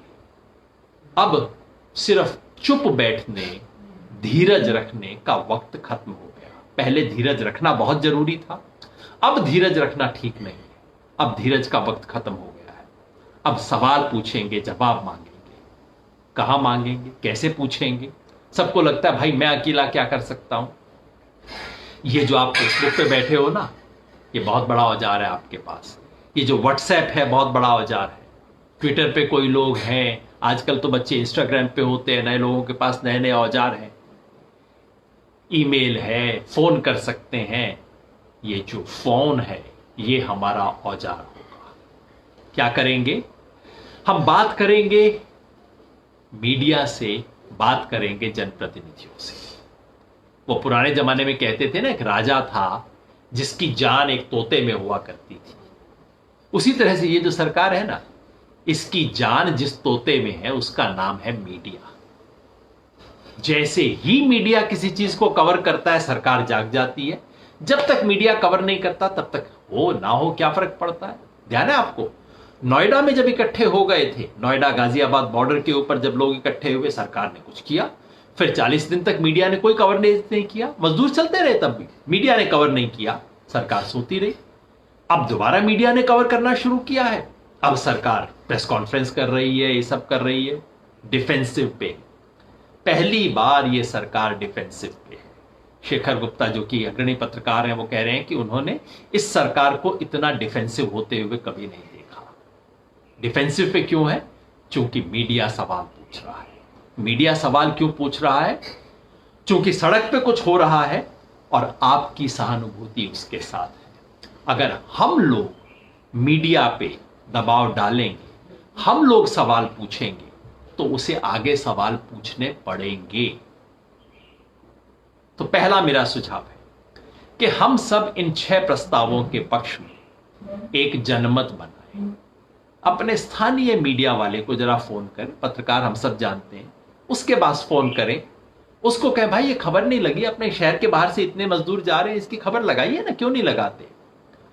और ये जो बड़े बड़े पत्रकार देश के हैं, बड़े बड़े टीवी चैनल चलाने वाले हैं, बड़े बड़े अखबारों के एडिटर हैं, इनको भी लिखिए ना। अगर इनके संपर्क मिलने में दिक्कत हो, हम इसकी सूची लगा देंगे। प्राइवेट फोन नंबर नहीं देंगे, तंग करना हमारा उद्देश्य नहीं है, लेकिन इनका जो पब्लिक आईडी है, जो ईमेल आईडी है, इनका जो ट्विटर अकाउंट है, इनका जो फेसबुक अकाउंट है, उस पर लिखते क्यों नहीं हम हिंदुस्तानियों को भी लगता है कि भाई चढ़ जा बेटा सूली पे, राम भली करेगा। काम मेरा, सूली पे तू जाके चढ़ जा, राम तेरी भली करेगा, मैं पीछे से खड़ा होकर तालियां बजाऊंगा। इससे काम नहीं चलेगा। अब हमें कुछ करना होगा, और हम जो कर सकते हैं वो ये है कि हम सवाल पूछें, हम मीडिया के जरिए सवाल पूछें, मीडिया से सवाल पूछें कि अच्छा आप क्यों नहीं कवर कर रहे साहब। जिस दिन देश में सबसे ज्यादा मौत की संख्या हुई, उस दिन आपने खुशखबरी इसके ऊपर क्यों छापी? आपने क्यों नहीं सही बात बताई? पूछना बनता है ना। तो हम सवाल पूछना शुरू करेंगे मीडिया से, मीडिया के बड़े बड़े एडिटर से। और विश्वास कीजिए, 10 फोन भी चले गए किसी के पास, मीडिया एजेंसी के पास, 10 मैसेज व्हाट्सएप के चले गए, 15 ईमेल आ गई, ट्विटर के ऊपर 50 लोगों ने कमेंट कर दिया। लोगों को लगता है हाँ भाई ये तो करना पड़ेगा, मामला सीरियस है। आज जैसे दिल्ली के अंदर दिल्ली पेरेंट्स एसोसिएशन, कुछ लोग मिलकर सिर्फ एक कैंपेन चला रहे हैं। साधारण लोग हैं, किसी पार्टी से नहीं है, कोई नेता नहीं है, प्रोफेशनल आंदोलनकारी नहीं है, कुछ पता नहीं है, लेकिन वो सिंपली ये कह रहे हैं कि भाई स्कूल जो है, प्राइवेट स्कूल, अपना अकाउंट पब्लिक क्यों नहीं करते। हर बार कहते हैं हमारे पास पैसे नहीं है, आप इतनी फीस बढ़ा दीजिए। फिर पता लगता है स्कूल ने नई ब्रांच खोल ली, स्कूल ने कॉलेज खोल लिया, स्कूल ने यूनिवर्सिटी खोल ली, कहीं तो पैसा होगा ना। तो बिल्कुल साधारण लोगों ने, दिल्ली पेरेंट्स एसोसिएशन ने कैंपेन चला रखा है इस वक्त कि अपनी उसको, ये अपने अकाउंट्स को सार्वजनिक करें, डिस्क्लोज स्कूल अकाउंट्स करके उन्होंने चला रखा है। ये काम आप भी तो कर सकते हो, घर पे बैठ के कर सकते हो। सो पहला काम, मीडिया से सवाल पूछें।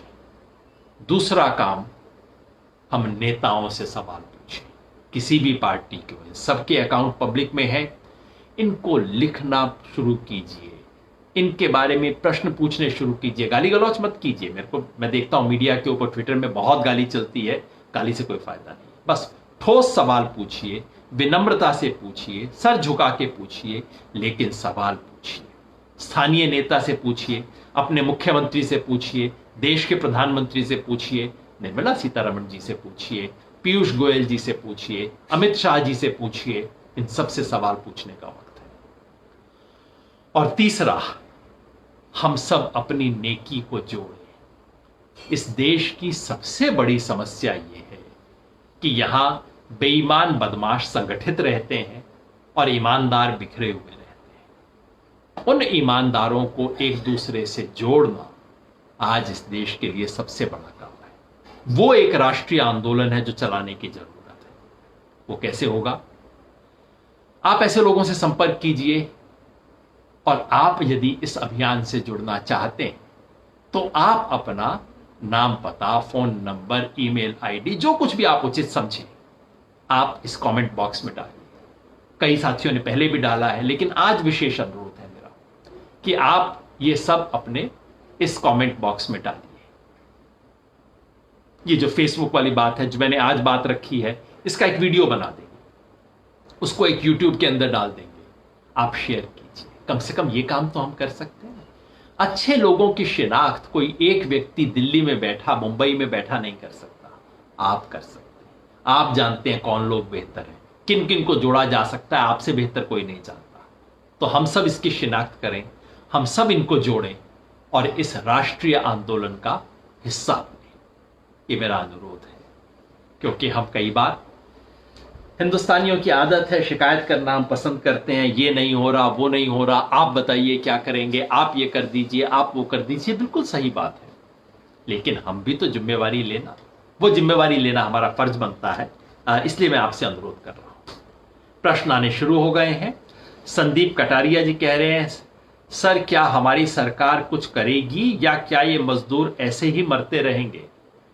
भैया, सरकार ने जो करना था वो तो देख लिया आपने संदीप भाई। अब हमें कुछ करना होगा। सरकार तो यही करेगी, खो खो के खेल खेलेंगे, एक दूसरे पे थुक्का पजियत करेंगे। इनको कोई शर्म नहीं आती, इनका दिल नहीं पसीजता। मुझे तो कई बार लगता है कैसे सोते होंगे ये लोग ये रात को, ये देखते हुए कि मैं इस देश का रेल मंत्री हूं, जो लोग रेल के ऊपर होने चाहिए थे वो रेल के नीचे आ रहे हैं। उसके बाद मुस्कुरा के प्रेस कॉन्फ्रेंस में बात करना, पता नहीं किस तरह के इंसान होंगे जो ये करते हैं। लेकिन अब बस छोड़िए, कितनी आलोचना करेंगे। अब हम अपने आप से पूछें कि हम क्या करेंगे। हमें कुछ करना होगा। मजदूर तो ऐसे ही चलेंगे, यही नाटक चलता रहेगा।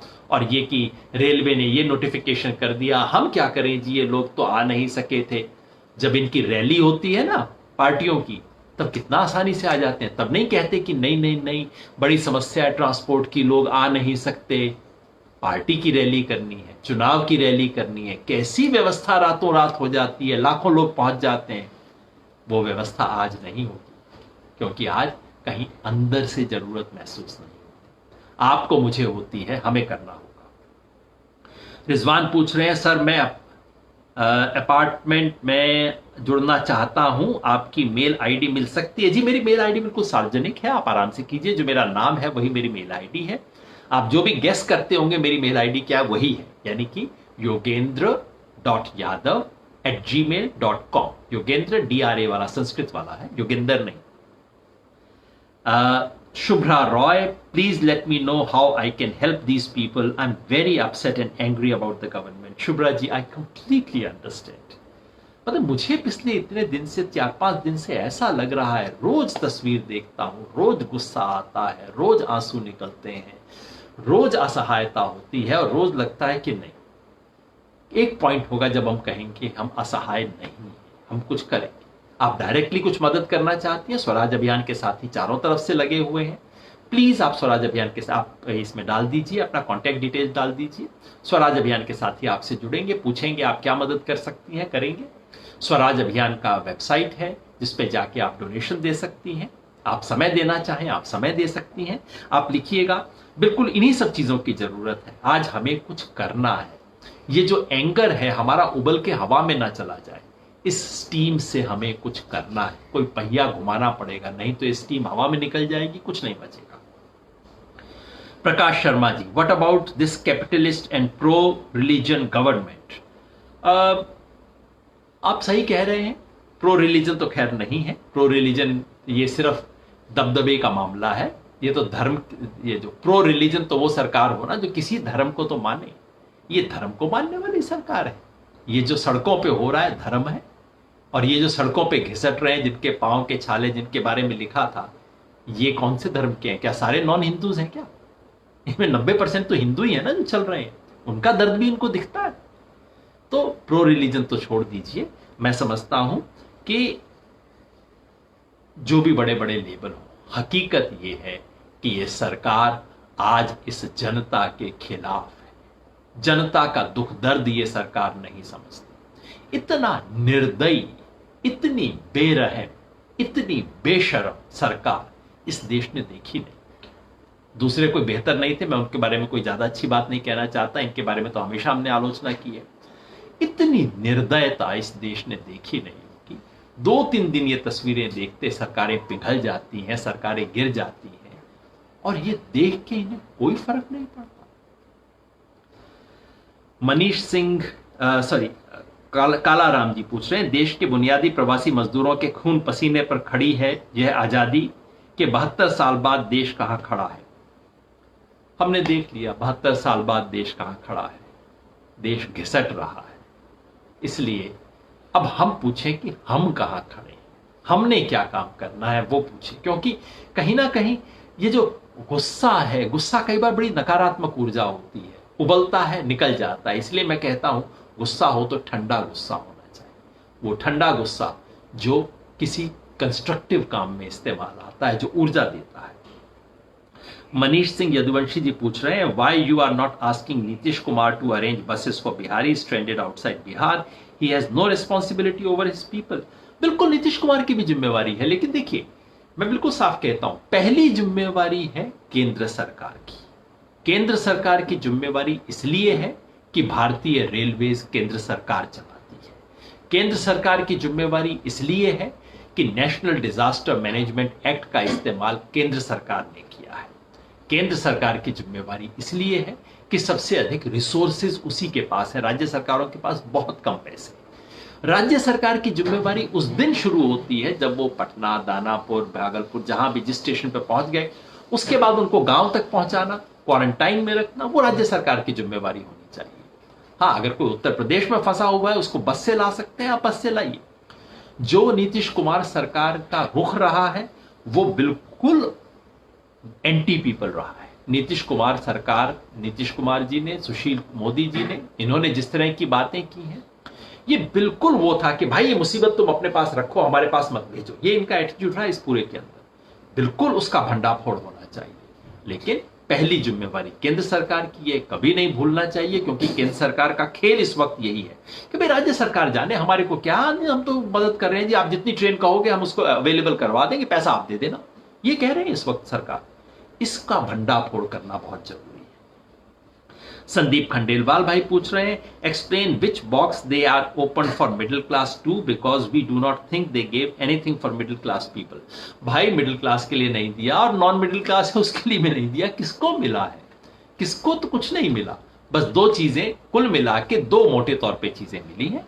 नंबर एक, देश में लोगों को जो फूड सब्सिडी है, राशन की सब्सिडी, वो थोड़ी सी बढ़ाई गई है। दूसरा, मनरेगा के लिए कुछ खर्च हुआ। बस ये मोटे तौर पे दो ही चीजें हुई है, बाकी तो सिर्फ नाम के लिए है, दिखाने के लिए है, जबानी खर्च के नाम पे है। मैंने खुद कहा कि मिडिल क्लास को कुछ मिलना चाहिए। क्या क्या चीजें मैंने गिनाई? मैंने गिनाया कि ये जो हाउसिंग की ईएमआई और इस तरह का छोटा लोन जिसने लिया है, उनको ब्याज से छूट मिलनी चाहिए। दूसरी बात मैंने बताई, सैलरी जिसको आ रही है, कॉन्ट्रेक्चुअल एम्प्लॉय है, कंपनी बंद हो गई, मालिक दे नहीं पा रहा है, ऐसे में सरकार उसको कम से कम 1/3 तनख्वाह दे ताकि उसका घर चल सके, गुजारा चल सके। कंपनी को लोन दे ताकि कंपनी इस बीच में पैसा इकट्ठा कर ले और कंपनी इस काम को आगे बढ़ा सके। तो ये बेहद जरूरी है। तमोग्नो भट्टाचार्य जी पूछ रहे हैं, politicians are playing games, labour are dying and youth is completely closing their eyes. Are we at the lowest level of humanity? So it seems. देखिए, youth are not closing their eyes, मैं नहीं मानता। सब तरह के युवा हैं। बहुत बड़ी संख्या में ऐसे लोग होते हैं जिनको लगता है कि कुछ बुरा हो रहा है, कुछ करना है, मैं क्या कर सकता हूं, मैं क्या कर सकती हूं। जैसे हमारी अभी प्रश्न आया था, इससे पहले शुभ्रा जी का आया था प्रश्न। बहुत लोगों को ऐसा लगता है कि भाई मैं क्या कर दूं, मैं कुछ करना चाहता हूं, लेकिन कोई रास्ता नहीं मिल पाता। तो ऐसा नहीं कि वो आंख मूंद के बैठे हैं। इस वक्त हिंदुस्तान की सड़कों पे जो हो रहा है, करोड़ों हिंदुस्तानियों का कलेजा जल रहा है। करोड़ों हिंदुस्तानियों को शर्म आ रही है, आनी चाहिए। ऐसा नहीं है कि फर्क नहीं पड़ रहा, लेकिन उन्हें रास्ता पता नहीं लगता। उनको लगता है कि नहीं, ये ऑपोजिशन वाले खेल तो हमें खेलने नहीं है। देखो, इस वक्त देश के फायदे के लिए कुछ करना है, मुझे किसी की टांग नहीं खींचनी। उसको रास्ता नहीं मिलता। तो उन्हें जोड़ने की जरूरत है। ये हमारी जरूरत है बिल्कुल. But I do feel that yes we are in many ways at the lowest level of our national existence. मैंने कई बार कहा है, मुझे तो ऐसा लगता है कि कल निर्मला सीतारमण जी कह रही थी स्पेस मिशन को हम प्राइवेट हाथों में दे देंगे वगैरह वगैरह. एक तो आप इस क्राइसिस का फायदा उठा के सिर्फ कुछ उद्योगपतियों का फायदा कर रहे हो, और दूसरा स्पेस मिशन शब्द आपके मुंह से कैसे निकलता है जब इस देश में लोग सड़कों पे मर रहे हैं, पैदल चल रहे हैं, पूरी दुनिया देख रही है. प्रधानमंत्री कहते हैं दुनिया भारत की तरफ गर्व की निगाह से देखती है. प्रधानमंत्री जी ये सच नहीं है. दुनिया भारत की तरफ गर्व की निगाह से तब देखती, दुनिया सिर्फ आपके स्टैटिस्टिक्स और आंकड़े नहीं देख रही है, ये तस्वीरें पूरी दुनिया में जा रही हैं. आज एक तरफ भारत मां सड़क पे रो रही है, बिलख रही है, और दूसरी तरफ भारत मां की छवि पूरी दुनिया में धूमिल हो रही है. Let us not shy away from this fact. India is becoming a laughing stock. अगली बार किसी यूएन में खड़े होकर आप बोलेंगे भारत ये सोचता है, भारत वो सोचता है, कोई थोड़ा सा आपका कोट खींच के बोलेगा भाई साहब मैंने पिछले महीने कुछ तस्वीरें देखी थी. ये स्थिति हो रही है इस वक्त हमारी. तो इसे बदलने की जरूरत है, और इसके लिए तो we have reached a very low point.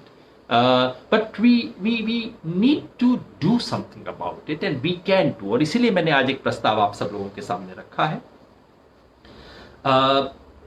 Shubhra Roy जी कह रही हैं all the 6 questions are valid and should be asked, but how? Shubhra ji उसके बाद मैंने बताया how. हम सब ये तय कर लें, घर पे बंद हैं, दिन में 1 घंटा, ज्यादा नहीं 1 घंटा हम बैठ के सिर्फ इन लोगों से सवाल पूछेंगे. बड़े पत्रकार, कोई छोटा पत्रकार हो उसे फोन भी करेंगे, बड़ा पत्रकार हो उसको फेसबुक पे सवाल पूछेंगे, ट्विटर पे सवाल पूछेंगे, सब ट्विटर पे होते हैं. और सर अपना स्थानीय नेता है, एमएलए एमपी है, उसको फोन करेंगे, और सीएम और पीएम को हम चिट्ठी लिखेंगे. इसके कैंपेन हम आने वाले दिनों में कई कैंपेन डिजाइन करेंगे. आप इसका हिस्सा बनना चाहती हैं? एक ट्रुथ फोर्स भी होनी चाहिए ना, जैसे ट्रोल आर्मी है वैसे एक ट्रुथ आर्मी होनी चाहिए जो सही सवाल पूछे. आप में से जो साथी इससे जुड़ना चाहें, क्योंकि जुड़ने में शक्ति है, नहीं तो बिखरे रहते हैं. अच्छे लोग बिखरे रहते हैं, बुरे लोग अपनी मुट्ठी बांध के रखते हैं. तो हम अच्छे लोगों को जोड़ने की कोशिश करेंगे. आप अपना नाम पता दीजिए, आप अपना कॉन्टैक्ट डिटेल्स दीजिए, और हम सब लोग जुड़ के मिलके काम करेंगे. शुभ्रा जी पूछ रहे हैं please post these 6 question separately so that we can ask clearly. बिल्कुल ठीक बात, एकदम उसके पोस्टर बना के भी करेंगे शुभ्रा जी. और हम ये भी कर सकते हैं अगले 6 दिन तक रोज हम एक सवाल पूछें और एक सवाल का जवाब मांगे, क्योंकि एक दिन 6 सवाल पूछेंगे कोई जवाब नहीं देगा. 6 दिन 6 सवाल रोज हम पूछा करेंगे, एक दिन एक सवाल, सब लोग उसमें जुड़ेंगे. जैसे हम फेसबुक देख रहे हैं उस तरह से मेरा अनुरोध है कि हम इस कैंपेन में भी अब ज्वाइन करें. शुभ्रा जी की बात से मुझे लगा कि अगले 6 दिन हम इन 6 सवालों को चलाएं एक एक करके. मनु ऋषि जी कह रहे हैं Aarogya Setu incorrect labourers, innocent laborers think that they don't have corona as Arogya Setu has not notified them even after having all the symptoms. How can we raise awareness? Manu Rishi भाई, ये आरोग्य सेतु वाले मामले में तो इतनी दिक्कतें हो रही हैं, हैक भी कर लिया गया है, पता लगा उसकी सूचनाएं गलत आ रही हैं, और ये सरकार की तरफ से जिम्मेवारी के एहसास की कमी है. इसीलिए मैं कह रहा हूं कि सरकार पूरी जिम्मेवारी ले इसकी, टेस्ट से लेके अगर जरूरत पड़े तो वेंटिलेटर तक. इसके बारे में हमें पब्लिक में इंफॉर्मेशन डालनी चाहिए, और आप अगर इसके बारे में कंसाइज इंफॉर्मेशन दे सकें सिंपल लैंग्वेज में तो इसको हम पब्लिक से शेयर करेंगे. क्योंकि हमें सिर्फ ये नहीं कहना सरकार ये नहीं कर रही, जो काम हम कर सकते हैं हम कर दें. इस राष्ट्रीय संकट में वेट क्या करना कि सरकार नहीं कर रही है. Senthil Iyer, my question is to all the participants in today's session, how many of you are willing to give up the interest on your own bank deposit? Without that an interest waiver is impossible. Senthil Iyer कह रहे हैं कि आप में से कितने लोग हैं जो कि अपने अपने जो बैंक डिपॉजिट है उसमें से इंटरेस्ट को ब्याज को छोड़ने को तैयार हैं, क्योंकि जब तक आप नहीं छोड़ेंगे तब तक इंटरेस्ट वेवर नहीं होगा. वैसे मैं आपकी बात की स्पिरिट को लेता हूं कि हम लोग जिनके घर में 3 वक्त का खाना ठीक तरह से मिल सकता है, जिसके पास कोई स्कूटर है, किसी के पास कार है, जिसके पास एक रेगुलर इनकम है, हम सब लोगों को आने वाले महीनों में कुछ ना कुछ खोने के लिए तैयार रहना चाहिए, क्योंकि ये देश का धर्म है, इस वक्त देश की जरूरत है। और जब हम अपने 5,000 10,000 छोड़ने को तैयार होंगे तो फिर हम अंबानी से अडानी से पूछ पाएंगे कि तुम्हारे लाखों करोड़ के एम्पायर में देश को कुछ हिस्सा क्यों नहीं मिलना चाहिए। तब हम कह पाएंगे कि जो इस वक्त अपनी संपत्ति का एक छोटा सा टुकड़ा भी छोड़ने को तैयार नहीं है वो देशद्रोही है। लेकिन वो हम तब कहेंगे जब हम अपने 5,000 10,000 छोड़ पाए। लेकिन संदीप भाई, मैं आपकी इस बात से सहमत नहीं हूं कि इंटरेस्ट वेवर तभी हो सकता है जबकि लोग अपना इंटरेस्ट छोड़ने को तैयार हों। जैसे मैं बार बार कह रहा हूं, government of India resources raise कर सकती है, करना चाहती नहीं है। क्यों नहीं करना चाहती? क्योंकि पॉलिटिकल कंपल्शंस है, क्योंकि इन्हीं लोगों से इलेक्शन में चंदा मिलता है, इन्हीं से आगे चल के इलेक्शन में चंदा मिलेगा। अगर इलेक्शन के वक्त टेबल के नीचे से पैसा लेंगे तो इस वक्त टेबल के ऊपर से कैसा पैसा मांगेंगे? ये एक सारा खेल है। अगर इस पे दबाव बनता है, पूरी जनता खड़ी होती है, देश में लोग खड़े होते हैं, तो दबाव बनेगा, कुछ करना पड़ेगा। और हम इसका जरूर सवाल उठाएं, ये हम मुद्दा उठाएं। इम्तियाज खान साहब पूछ रहे हैं, सर ये इतना ज्यादा झूठ बोलते हैं कि हजम नहीं होता। स्मृति ईरानी बोलती हैं कि हमारी सरकार 80 करोड़ मजदूर को राशन दिया। सर अगर दिया रहता तो सरकार सड़क पर मरते नहीं। आप इसके बारे में क्या कहेंगे? हाँ भाई, ये सब अर्ध सत्य होते हैं। 80 करोड़ लोगों को राशन दिया, ये बात बिल्कुल सही है, क्योंकि इस देश में 80 करोड़ लोगों का नाम राशन कार्ड पे है। तो राशन कार्ड पे पहले ऐसा नहीं कि सरकार ने कुछ नई चीज की हो, इस बार विशेष किया हो, मजदूरों के लिए कुछ खास किया हो, ऐसा कुछ नहीं है। हमेशा था, मिल गया। अब इसका इन्होंने भोंपू बजाना शुरू कर दिया। सारा खेल ही है। जो भारत सरकार नियमित रूप से काम करती है, जो हर रोज होते हैं, उसको आप विशेष उपलब्धि की तरह पेश करना शुरू कर सकते हैं। आप कल को कह सकते हैं कि देश के अंदर इतने बच्चों को हमने कोरोना वायरस के समय शिक्षा दी। शिक्षा तो हो ही रही थी, स्कूलों में एडमिशन तो हो ही रहा था। तो इस तरह की बातें हैं। तो अर्ध सत्य है, लेकिन हमें इस सब अर्ध सत्य को तोड़ने का यही तरीका है कि हम पूरी बात बोलें। और ये बात सही है, 80 करोड़ छोड़ दीजिए, 8 करोड़ जो लोग हैं, जो कि फाइनली इन्होंने स्वीकार किया कि हाँ 8 करोड़ मजदूर हैं जो कि जिन्हें जरूरत है राशन की। अगर इन्हें पिछले 50 दिन राशन दिया जाता, अगर इन्हें भरोसा होता कि भाई और कुछ नहीं तो चलिए चावल दाल तो मेरे को मिल जाएगा, गुजारा कर लेंगे, इस तरह से छोड़ छोड़ के भागते नहीं। प्रेग्नेंट औरत 900 किलोमीटर नहीं चलती अगर उसको इतना पता हो कि भाई चावल दाल तो मिल जाएगा, बाकी हम किसी तरह गुजारा कर लेंगे। एमएन चौधरी जी, कंपनी सरकार से देश को कैसे बचाया जाए? आपस में जुड़ के। मैंने बार बार कहा है, अब इस शक्ति को हमें जोड़ना होगा, देश की शक्ति बनानी होगी। अब हम टुकुर टुकुर देखेंगे नहीं सरकार की तरफ, टुकुर टुकुर देखेंगे नहीं उन ऑपोजिशन पार्टीज की तरफ। हम खुद जुड़ें, हम खुद जुड़ के कुछ करें, ये जरूरी है। ब्रजेश कुमार कहते हैं, संघ सरकार के कान पर जूं क्यों नहीं रेंग रहा है? आखिर इतना ओवर कॉन्फिडेंस क्यों है? ये इनको लगता है कि कोई कुछ इनका नहीं कर सकता। मैं भी कई बार सोचता हूं ब्रजेश भाई कि इन्हें डर नहीं लगता कि इन लोगों की हाय लगेगी, कि ये लोग जा जा के अपने गांव में किस्से बताएंगे, कि ये लोग याद रखेंगे। मैं समझता हूं कि ये डिमोनेटाइजेशन के बाद से ना एक वो आ गया है कि यार कुछ भी कर लो, आखिर में वोट तो डलवा ही लेंगे, कोई फर्क नहीं पड़ता। ये जो अहंकार है, ये तोड़ने की जरूरत है। और ये तोड़ने का यही तरीका है कि मैं और आप बोलें, हमें बोलना होगा, हमें कुछ समय लगाना होगा। बार बार मैं ये कह रहा हूं, केवल ये सोचना कि मैं घर पे बैठा रहूंगा लेकिन कुछ बहुत अच्छा हो जाएगा, ऐसा नहीं होने वाला है। राजेश भारद्वाज जी पूछ रहे हैं कि सर, संसदीय राजनीति के ढांचे ने लोकतंत्र को दबोच कर मृत प्राय कर दिया है, इससे मुक्ति का क्या विकल्प हो सकता है? राजेश जी, संसदीय राजनीति के ढांचे को शायद आज खत्म करने की जरूरत नहीं है, मुझे नहीं लगता उसे खत्म करना चाहिए। हाँ, संसदीय राजनीति अपर्याप्त है। संसद के साथ साथ में सड़क पे भी कुछ होगा। जैसा राम मनोहर लोहिया ने कहा था, जब सड़क सूनी हो जाती है तो संसद आवारा हो जाती है। तो आज हम सड़क पे नहीं जा सकते, लेकिन ये हमने सड़क बना ली है ना, जिसपे हम बोल सकते हैं, एक दूसरे से बात कर सकते हैं। जब लोग जीवंत रहेंगे, अपनी आवाज उठाएंगे, सब पार्टियां लाइन पे आ जाएंगी, सरकार या तो लाइन पे आ जाएगी, नहीं आएगी तो हाशिए पे फेंकी जाएगी। हम यदि जीवंत नहीं है, हम कुछ नहीं कर रहे, तो क्यों परवाह करेगी सरकार, क्यों परवाह करेगी ऑपोजिशन? मनीष तिवारी, क्या सुप्रीम कोर्ट अभी भी ऐसे बुरे हालात में कोई निर्णय नहीं ले सकती? भाई ये तो आपने देख लिया ना, निर्णय अगर लेना होता तो ले लेते।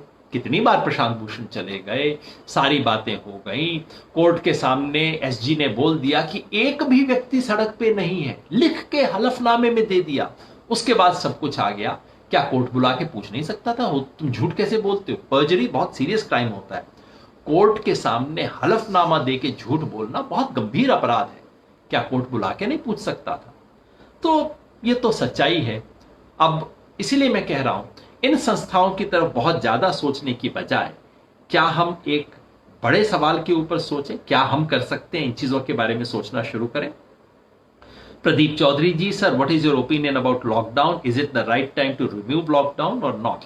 प्रदीप जी, अब हमें बिल्कुल जिस जगह पे इसका बहुत बड़ा प्रकोप है, जिस मोहल्ले में, जिस गली में, उसके बारे में तो आप लॉकडाउन जैसी स्थिति रखें, नहीं तो देश को खोलना पड़ेगा। ये प्रिकॉशन जो कुछ हम लेते हैं, ये प्रिकॉशन अब हमें लेनी, सामान्य जीवन में लेनी पड़ेगी। अगर अर्थव्यवस्था को अब नहीं खोला गया तो बिल्कुल बैठ जाएगा। जितने लोग कोरोना से नहीं मरेंगे, उससे ज्यादा लोग गरीबी भूखमरी से मरेंगे। ऐसी स्थिति में हम ऑलरेडी पहुंच चुके हैं। दीपक गोसाई जी, नमस्कार। मेरे जैसे आम लड़कों के पास आज ऑप्शन क्या है? मतलब किसको वोट दें? अगर इनको नहीं तो प्लीज गाइड अस सर। गोसाई साहब, अच्छी बात यह है कि कल चुनाव नहीं होने वाला, वक्त है, और इस बीच आप अपनी ताकत खड़ी कर सकते हो। मैं बार बार कह रहा हूं, हमें नागरिकों का आंदोलन चलाना है। आप देखिए पिछले कई सालों से किन लोगों ने जनता के सवाल उठाए, जनता के दुख सुख, जनता के आंदोलनों में कौन खड़े रहे, उन सब लोगों को इकट्ठा करके एक मंच पे लाने की जरूरत है, जिससे कुछ बदलाव आ सकता है। आज इसके सिवा मुझे कोई रास्ता नहीं आता। सरकार पे दबाव डालना होगा। दबाव तभी होगा यदि जन संगठन होगा, और जन संगठन तभी बनेगा जब आप उसमें जुड़ेंगे। तो हम सब जो पूछते हैं क्या करें क्या करें, साथ में ये भी कहें मैं ये करने को तैयार हूं, आप क्या करें। अभयदीप बाबा जी, what will be the effect on economy after this package? What will happen to unemployment? अभयदीप जी, जैसा तमाम इकोनॉमिस्ट लोगों ने भी कह दिया है, इस पैकेज से इकोनॉमी पे कोई फर्क नहीं पड़ेगा। थोड़ा सा एमएसएमईज को लोन मिलेगा, वो एक अच्छी चीज है, वहां फायदा हो जाएगा। कुछ बड़े उद्योगपतियों को ऐसे कंसेशन मिल गए जिसका इस संकट से कोई मतलब ही नहीं था। बड़ी बड़ी कंपनियों को मिल गए हैं जिनका नाम ए से शुरू होता है, तो उनको कई कंसेशन मिल गए। लेकिन इससे इकोनॉमी रिवाइव नहीं होगी, और इकोनॉमी रिवाइव नहीं होगी तो फिर अनएम्प्लॉयमेंट तो रहेगा ही रहेगा। बार बार अर्थशास्त्री कह रहे हैं कि अर्थव्यवस्था तब सुधरेगी जब लोग मांग करेंगे, जब लोग कहेंगे भाई मुझे चीज खरीदनी है। ये चक्र होता है, व्यक्ति दुकान पे जाता है, कहता है मुझे चीज चाहिए, दुकानदार ऊपर फोन करता है भाई डिमांड है, तुम इस सामान को भेजो। वो सप्लायर इंडस्ट्री को फोन करता है भाई आपके यहाँ की डिमांड है, आप इसका मैन्युफैक्चर करो। मैन्युफैक्चर आगे बैंक के पास जाता है, मुझे मैन्युफैक्चर करना है, मुझे लोन दो। ये सारा चक्र शुरू होता है नीचे से, डिमांड से। अगर डिमांड ही जनरेट नहीं होगी तो कैसे वो दुकानदार बेचेगा, इंडस्ट्रियलिस्ट कैसे बनाएगा, बैंक किसको लोन देगा। और इसीलिए तमाम अर्थशास्त्री बार बार कह रहे हैं किसी तरह किसी बहाने लोगों के हाथ में पैसा दो। बिल्कुल एलिमेंट्री कीन्जियन इकोनॉमिक्स है, लोगों के हाथ में पैसा दो ताकि वो खर्च करें, ताकि पूरा पहिया चलना शुरू हो। और सरकार इस वक्त ये करने की बजाय केवल कह रही है इंडस्ट्री को, दुकानदारों को, किसानों को तुम और कर्जा ले लो। अरे कोई कर्जा कैसे ले, कर्जा क्यों मिलेगा, कर्जा क्यों लेगा कोई? जिसको अपना माल बिकता दिखाई देगा, जिसको बाजार में मांग दिखाई देगी, वो कर्जा लेगा ना, नहीं तो कैसे लेगा। तो इसलिए ये इस वक्त का संकट है, और जब तक इसका जवाब नहीं होगा तब तक हमारी इकोनॉमी नहीं उठ रही है। और अब ये स्पष्ट है कि कोरोना की बीमारी, ये जो सारी बातें हुई थी कि आप बस 3 हफ्ते कष्ट सह लो, 2 हफ्ते और कष्ट सह लो, कोरोना खत्म हो जाएगा, इसकी चेन को हम तोड़ देंगे। तब भी मैं कहा करता था कि भाई ये चेन को तोड़ने जैसी हल्की बातें मत कीजिए, ये बहुत लंबी बीमारी है, कई साल तक, कई साल क्या मतलब परमानेंटली रहेगी। जैसे इन्फ्लुएंजा परमानेंटली है रहता है, मलेरिया है, डेंगू है, उस तरह से रहेगी ये बीमारी। हमें इससे डील करना सीखना होगा। तो अब ये तय है कि ये लंबे समय तक ये समस्या रहेगी, लेकिन क्या इस लंबे समय तक इकोनॉमी इंप्रूव हो पाएगी? और ये लगता है कि इकोनॉमी के चैलेंज को मीट करने के लिए अभी तक सरकार ने कुछ भी नहीं किया है जिससे फर्क पड़ सके। और यही आज की चैलेंज है, यही वो सवाल है जो हमें पूछना चाहिए। आप सबने सवाल पूछे, बहुत अच्छा लगा, बातचीत जारी रहेगी, लेकिन मेरा एक अनुरोध है, ये सिर्फ बातचीत से मामला न बच जाए। हमने बतियाए हैं, पहले दिन से हमने बात की है, कंस्ट्रक्टिव रेस्पॉन्सिबल नागरिकों की तरह बात की है, लेकिन सिर्फ बात करके उठ जाएं, बतिया के हम उठ जाएं, ये इसका उद्देश्य नहीं। आज देश जितने बड़े संकट से गुजर रहा है और जिस गैर जिम्मेदाराना तरीके से सरकारों ने व्यवहार किया है, सबसे ज्यादा केंद्र सरकार ने और बाकी राज्य सरकारों ने भी, ऐसे में हमें नागरिकों को सामने आना होगा। हम जुड़ेंगे, और हम का मतलब आप भी। अपना कांटेक्ट डिटेल भेजिए, जुड़िए। ये फेसबुक आपको बात अच्छी लगी, कल जो बात हुई थी अच्छी लगी, शेयर कीजिए, 10 दोस्तों से कहिए इसको जरूर देखो, मुझको कमेंट दो, हमें बताइए हमारी बात में क्या गलती है, हम उसे सुधारने की करेंगे। अगले 6 दिन हम कैंपेन चलाएंगे, आप भी 6 दिन कैंपेन में जुड़िए, तब कुछ होगा। हम बदलेंगे, जमाना बदलेगा, देश बदलेगा, और आज इसकी जरूरत है। तो एक तरफ जिस मजदूर की जो हम मदद कर सकें वो तो पहला धर्म है, और उसके अलावा वापस आए, सवाल के जवाब मांगे, हिसाब मांगे, और जुड़े उन लोगों के साथ जो इस देश को बदलने के एक नए मिशन में लगना चाहते हैं। आपको उस मिशन के लिए आमंत्रित करते हुए मैं आज की बात समाप्त करता हूं, और अनुरोध करता हूं कि आप इसका जो हम वीडियो बनाएंगे उसको भी शेयर करें, YouTube का लिंक है उसको शेयर करें, इस बात को आगे बढ़ाएं। दिए से दिया जलाने वाला जो काम होता है ना, वो हमें करना है। बहुत बहुत शुक्रिया।